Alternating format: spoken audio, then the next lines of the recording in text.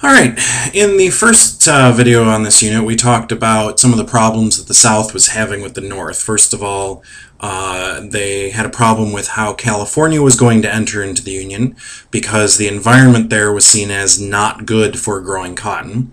And the other major problem that they were having was that fugitive slaves were escaping via the Underground Railroad and going into northern states. Now, this had been going on for a long time. Slaves heard from other former escaped slaves, people like Harriet Tubman, that they could escape into the North and be free. The problem was that in 1793, a federal law was passed which stated that Northerners had to return any escaped slaves back to their masters in the South. Now, this law had been on the books since 1793, but by this point, many people are beginning to see slavery as a moral evil, and especially Northerners were beginning to say that you didn't have to follow a law if it went against God's law. And so, by helping slaves escape and by sheltering slaves as they were escaping, you were actually doing a moral good. And so a lot of fugitive slaves were escaping into the North, and they were being hidden by Northerners, and the law was being ignored. And so, under the section called the Compromise of 1850, what we try and do is we try and solve several of those problems at the same time. Now, the Compromise of 1850 came about because of three major people in U.S. history, and we've touched on a couple of them so far, but we want to talk about them in a little bit more depth. First of all was Henry Clay of Kentucky.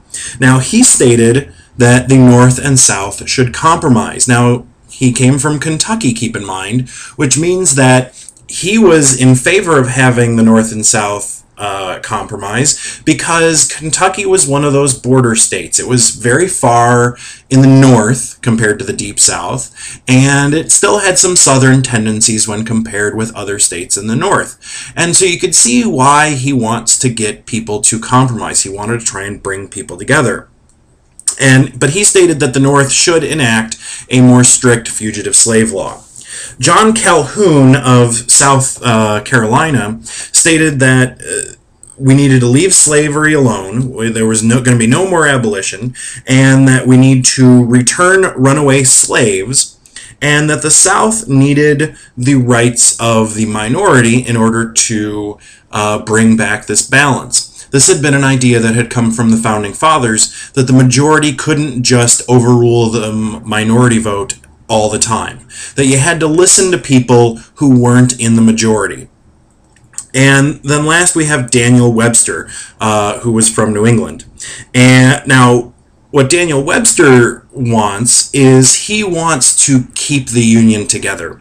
And he wanted to discourage legislating against slavery. He wanted to discourage legislating in the territories because, as he stated in his very famous 7th of March speech, that God had already passed the Wilmot Proviso. Now remember, the Wilmot Proviso was that law that said that slavery couldn't be extended into the territories taken over when we won the Mexican-American War. What Daniel Webster was saying was that the climate out there didn't make it good for growing cotton, and so they didn't need slaves out there. God had essentially made it so that that territory couldn't have slaves. Now, this is ironic because later on, California will become a major cotton producer, but at that time, the climate wasn't good enough for cotton, and we didn't have any modern farming techniques in order to get cotton to grow out there. Now, this really tends to push the North towards making some compromises. But then we have this guy called William H. Seward. His nickname was Higher Law because he was always talking about God's higher law. And he stated that Christian legislatures must follow God's law. And so Christian legislators could not have anything to do with slavery. And so that slavery should be excluded from the territories because God's higher law demanded it. And so this really, these Christian legislators really start to create much more tension in the House of Representatives and in the Senate because they are unwilling to compromise on the slavery issue. Now, President Taylor, who was elected in 1848, he didn't really talk about slavery at the very beginning, but he begins to be swayed by these moral arguments that we need to stop slavery for moral reasons. And so one place that, was really seeing a lot of tension was in Texas. If you look at the map of the election of 1848 in your notes, and then you compare that to the map for the election of 1852 in your notes, you will see that the boundaries of Texas change. Texas was claiming all of the former boundaries that they had claimed before the Mexican-American War, when they were a separate nation in and of themselves. And this extended the area where slavery could occur because Texas was a slave state. And so Texas was threatening to go to war over that territory with people who were beginning to move into what is today New Mexico. And so President Taylor said that he would send troops into Texas and he would fight to have Texas give up that territory. And that he would lead the army himself, being a former military general, and he stated that he would hang all the damn traitors, all of those who were going to resist the federal government. And so it really looks like, as President Taylor is really taking a hard stance with Texas and really taking a hard stance against slavery, that the Union is going to break down now in 1850. And yet, here's one of those kind of chance things that happens in United States history. President Taylor actually died of cholera while he was in office in 1850. And so with him out of the way, it actually means that the North and South can kind of work out a compromise. And so we come to the Compromise of 1850. It was a group of legislation that put together solved some of the problems. California would be admitted as a free state. But in Washington, D.C., you couldn't sell slaves anymore. And so those were two things that the North wanted. The South got what it wanted, kind of, where popular sovereignty became the rule in the rest of those Mexican territories. So New Mexico and Utah could decide for themselves, and future Arizona could essentially decide for itself.